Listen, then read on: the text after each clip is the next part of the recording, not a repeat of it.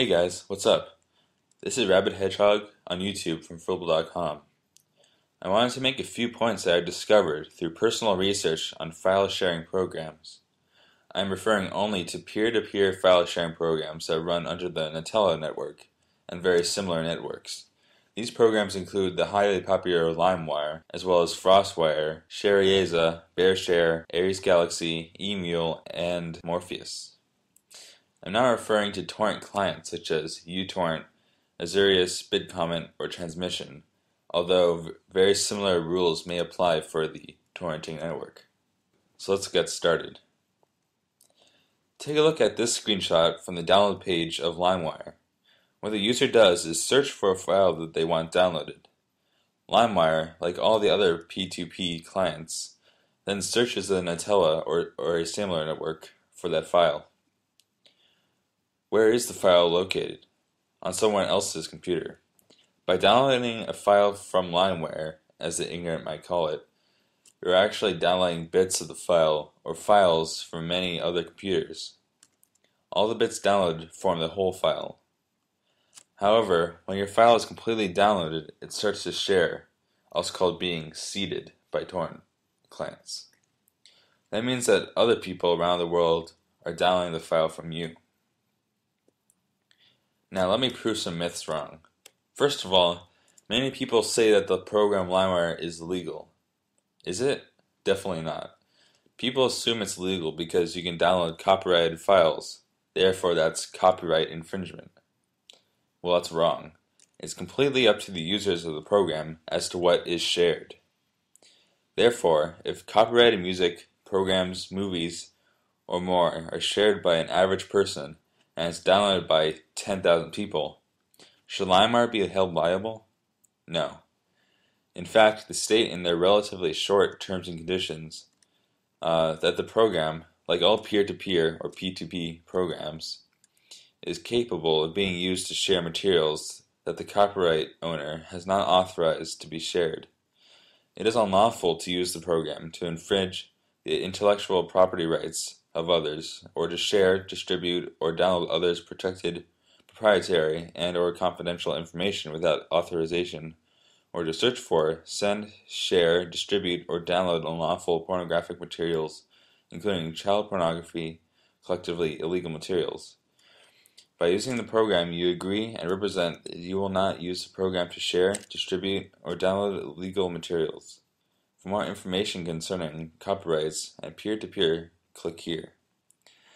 Well, on the other side, studies have shown that 90% of files shared on file sharing protocols are copyrighted, therefore illegal to download. Almost all the rest is uncopyrighted porn, specifically 9%. Therefore, only 1% follows LimeWire's rules. The next myth to prove wrong is that LimeWire gives you viruses. That's wrong as well. LimeWire does not give you viruses. Of course, while using LimeWire, you will download many files from many unknown sources.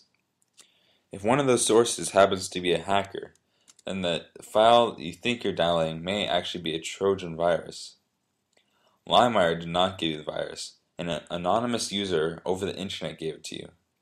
In fact, in the terms from LimeWire.com, it states from limitation of liability that LimeWire is not liable for the use or the inability to use the program, unauthorized access to or alteration of your information or data, infection of your equipment by viruses or other malicious software, conduct of any third party using the program, or any other material relating to use of the program.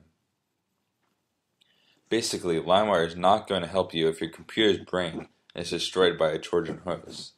And they definitely won't help you if hackers go through your computer and steal your credit card number, address, telephone number, name, etc. Therefore, you must be very careful using peer-to-peer programs, not just LimeWire. In fact, if you were to use any P2P program at all, I suggest FrostWire because it's more secure and it does not have any advertisements. Essentially, it's a pro version of LimeWire, but for free. Another very common myth with using LimeWire is you'll never get caught, which is not true at all. While 99% of users will never experience a problem with the authorities, it is in fact possible to get caught using it to download copyrighted files or infringe files, as it's called. How do you get caught? The RIAA basically just tracks a copyrighted file and sees who's seeding or leeching from it. It then targets a random, very, very unlucky individual. Experiences with getting caught are always miserable, however they still vary a lot.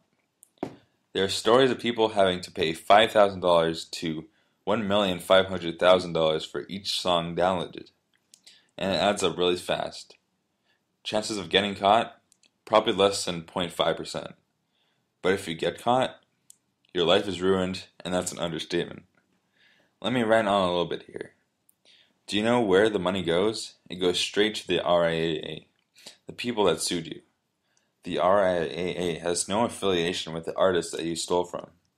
Essentially, you stole from some hardworking artist, you then got caught, and now you have to pay the government tons of money, none of which goes to the artist that you stole from.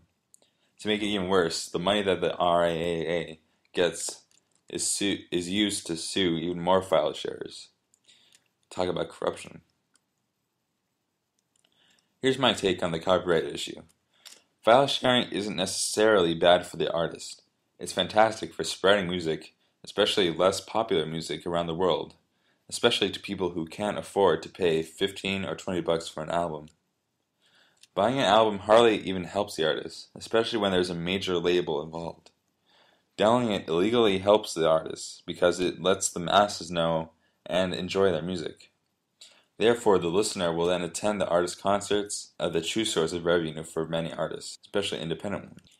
However, I still think that you should go to your record store, not iTunes, and buy their album if you really like it. You help the artist a ton, plus you get an awesome physical form of the audio, especially if you like the band Tool.